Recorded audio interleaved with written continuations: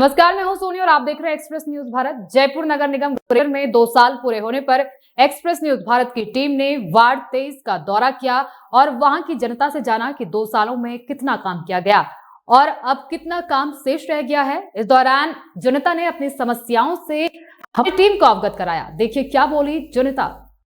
हमारे पार्षद साहब का कार्यकाल बहुत बढ़िया है और आज तक ऐसे पार्षद हमारे में नहीं बने। यानी पहले दिनेश कामत का था, फिर कमल जी था, जो ब्लॉकों पे बिल्कुल ध्यान नहीं देते थे, वो हमारे पार्षद साहब कर रहे हैं। कोई समस्या लेकर जाते हो, सुनवाई होती है? 101% समस्या का समाधान है। पिछले 2 सालों में कुछ काम हुआ आपके वार्ड में? हमारे बस स्टैंड पे सफाई व्यवस्था बहुत प्रॉपर हुई।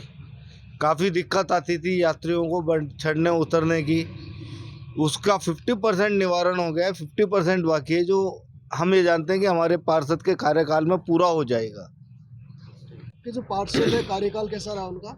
उनका कार्यकाल बहुत अच्छा लगा। वो गलियों के आसपास की भी सफाई करवा रहे हैं, पेड़ पौधे वगैरह भी लगवा रहे हैं और जो बस स्टैंड पे हमारी जो गंदगी वगैरह थी उनको भी साफ़ करवा रहे हैं। काफ़ी अच्छा लगा उनका कार्यकाल जो भी है। कोई समस्या लेकर जाते हो, नहीं सुनवाई है। होती है? हाँ, बिल्कुल बिल्कुल। व्यवहार कैसा है पार्षद? बहुत अच्छा है, मृदुल है, बहुत अच्छा है। मुख्य समस्या कोई आपके वार्ड में अभी? बस यही है, थोड़ा आसपास की और थोड़ी सफाई वगैरह हो जाए तो ज़्यादा अच्छा है, ये चीज़ है।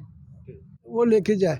और इनका क्या है कि खुद की रुचि है कि मेरे एरिया में इतना बढ़िया काम हो तो वो एरिया चमके, इनका भी नाम हो और जैसे एमएलए साहब का भी हो, उनका भी, और पब्लिक को सहूलियत। पहले के जो पार्षद थे, अभी के जो पार्षद थे, कुछ अंतर दिखाई दिया आपको? हाँ, उनमें क्या था कि वो भी बढ़िया थे, लेकिन क्या एरिया बड़ा होने की वजह से सारे समस्याओं का निदान नहीं हो सकता। अब चूंकि एरिया छोटा है, फंड भी है और वर्कर आदमी, वो भी वर्कर थे, बुराई नहीं करनी चाहिए किसी की भी, लेकिन छोटे एरिया की वजह से लगन होने से और बजट ढंग का मिलने से ये अपना पूरा बढ़िया करवा रहा। अश्विनी कुमार गोयल। कार्यकाल कैसा रहा आपके जो पार्षद है उनका? बढ़िया एकदम। कोई समस्या आपके वार्ड में? नहीं, पिछले 2 सालों में कुछ काम हुआ आपके वार्ड में? तो काम हो रहा है रेगुलर, जिस चीज़ की जरूरत पड़ रही है तुरंत हो रहा है। नाम आपका? शक्ति सिंह धाकड़। आपके वार्ड में क्या समस्या है? कोई भी समस्या नहीं है अभी तो फिलहाल। जैसे कचरे की गाड़ी आती है एनी टाइम ही, बाकी की साफ सफाई भी लगभग तीसरे चौथे दिन होती ही रहती है। पार्षद काम करते हैं? हाँ बढ़िया। डिवाइडर। कार्यकाल कैसा रहा आपके जो पार्षद है भवन लाल जी का? बहुत ही बढ़िया, बहुत ही बढ़िया। ईमानदार हैं, कर्तव्यनिष्ठ हैं, काम के प्रति लगन है और जिस काम के पीछे पड़ जाते हैं उसको पूरा करके ही छोड़ते हैं। कोई मतलब ऐसे ईमानदार पार्षद मुश्किल से मिलेंगे। कोई समस्या लेकर जाते हो, सुनवाई होती है आपकी? बिल्कुल बिल्कुल। ये 10 से 5 ऑफिस में बैठते हैं। इनकी खासियत ये है, मतलब छुट्टी के दिन की बात अलग है, अन्यथा सुबह से शाम तक। निगम ग्रेटर वार्ड नंबर 23 का दौरा करने के बाद अभी हम मौजूद है वार्ड नंबर 23 के कार्यालय में। इस वक्त हमारे साथ मौजूद है वार्ड नंबर 23 के पार्षद भवन लाल मालाकार। आइए जानते हैं पिछले 2 साल में यहाँ के जो पार्षद है इन्होंने कितना क्या कार्य सफल किया है और क्या समस्या बची है। सबसे पहले तो एक्सप्रेस न्यूज़ भारत पर मैं आपका स्वागत करना चाहूँगा और जानना चाहूँगा 2 साल का जो कार्यकाल रहा आपका कैसा रहा? सबसे पहले तो मैं एक्सप्रेस न्यूज़ को धन्यवाद भी दूंगा और बधाई भी दूंगा कि आपके छोटे से टीवी चैनल के माध्यम से जो पार्षद कार्य कर रहे हैं या नगर निगम के मार्फत जो कार्य हो रहे हैं वो पब्लिक के सामने आ रहे हैं। देखिए, मैं आपसे जानना चाहूँगा कि सड़क निर्माण को लेकर कुछ काम हुआ 2 सालों में आपके वार्ड में? देखो, सबसे बड़ी ज्वलन समस्या तो यहाँ सड़क निर्माण को लेकर के है। COD ब्लॉक मेरे पास है और एक डबल स्टोरी योजना जिसमें जो सब्जी मंडी के पास से चलती है वो है। तो पिछले साल 21-22 में नगर निगम की ओर से मुझे 55 लाख रुपए अलॉट हुए थे विकास कार्य के लिए। तो उसमें 40 लाख रुपए से डबल स्टोरी योजना का पूरा कायाकल्प करते हुए CC रोड और डामर रोड बनाई। जो वहाँ के निवासी आज भी इस बात को कहते नहीं थकते कि साहब 25 साल में जो काम नहीं हुआ वो आपने कर दिया।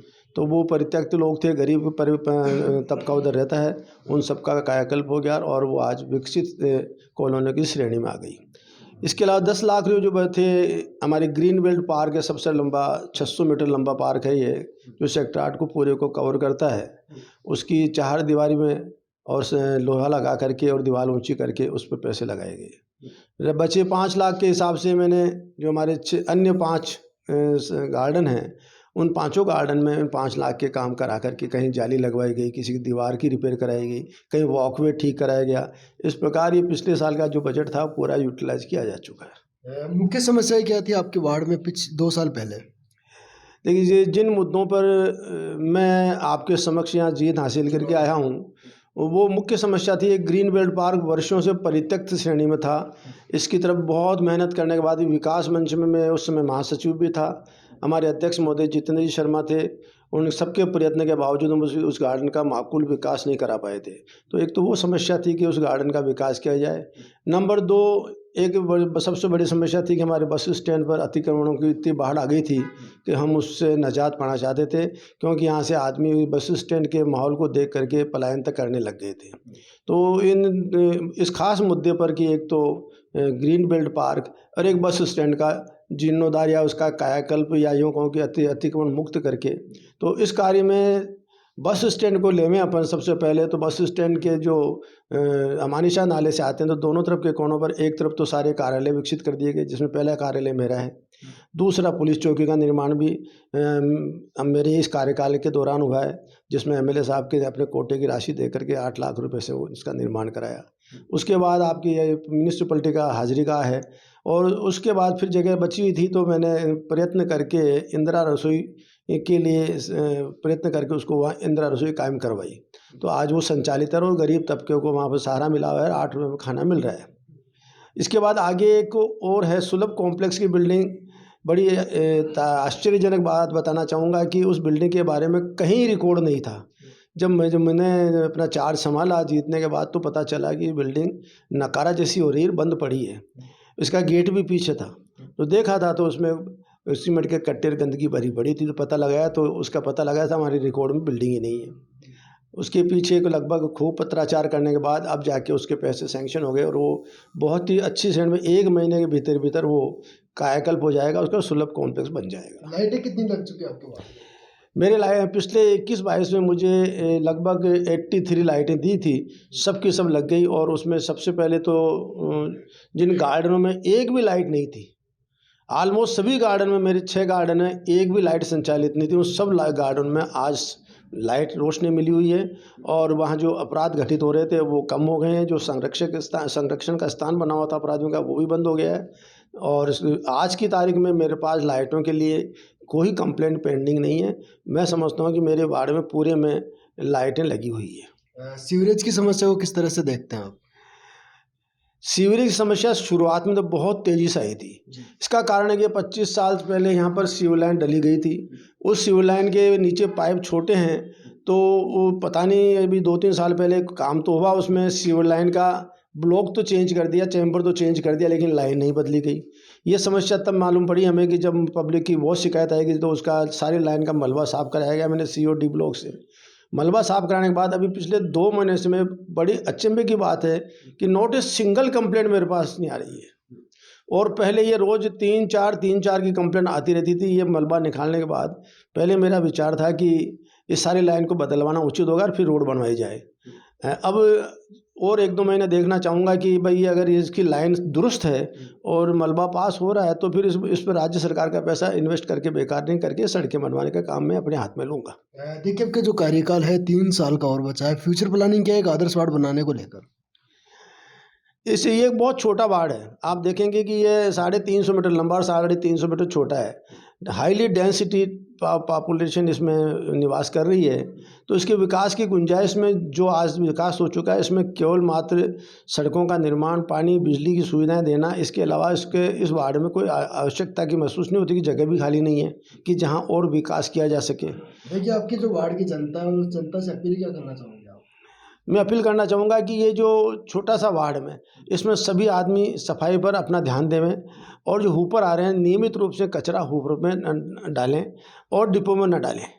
ऊपर में डालने से वो अपने गंतव्य स्थान पर पहुंच जाएगा, तो अपनी कॉलोनी साफ़ सुथरी रहेगी। राजनीति में आने का क्या कारण रहा आपका? देखिए, मैं एक हाईली ब्यूरोक्रेट रहा हुआ हूँ। मैं अतिरिक्त आयुक्त आबकारी से रिटायरमेंट लेने के बाद आराम से अपनी ज़िंदगी बसर कर रहा था। इसी बीच ये वार्ड में OBC की सीट आने के फलस्वरूप भारतीय जनता पार्टी ने मुझे मौका दिया, और आज आपके सामने सेवा करने के लिए मैं हाजिर हूँ। भारतीय जनता पार्टी से आप जुड़ते हो और 2023 की विधानसभा चुनाव को लेकर हम बात करते हैं। क्या लगता है आपको 2023 विधानसभा चुनाव को किस तरह से देखते हैं आप? वर्तमान परिस्थितियों में तो निश्चित रूप से भारतीय जनता पार्टी न केवल जीत है बल्कि 2/3 मेजोरिटी से अभाव सीटें जाने की परिस्थिति में आई हुई है। अगर मैं ये कांग्रेस पार्टी में इसी प्रकार फूट पड़ी रही तो मैं समझता हूँ कि ये 20 या 30 सीटों पर सिमट के रह जाएगी और भारतीय जनता पार्टी 180 सीटों के आसपास जीत अर्जित कर सकती है। देखिए, हम बात करते हैं 2023 के विधानसभा चुनाव, विद्याधरनगर विधानसभा चुनाव को लेकर। विद्याधरनगर विधानसभा चुनाव में किस तरह से देखते हैं आप? विद्याधरनगर विधानसभा क्षेत्र आमतौर पर तो यहाँ भारतीय जनता पार्टी का वर्चस्व रहा है। ये साफ दिख रहा है कि पिछले चुनाव में जब यहाँ मोस्टली कांग्रेस की आंधी चल रही थी तो उस परिस्थिति में यहाँ के एमएलए साहब ने जो इस सीट को 35-40 हज़ार वोटों से जीत अर्जित करके सुरक्षित रखा।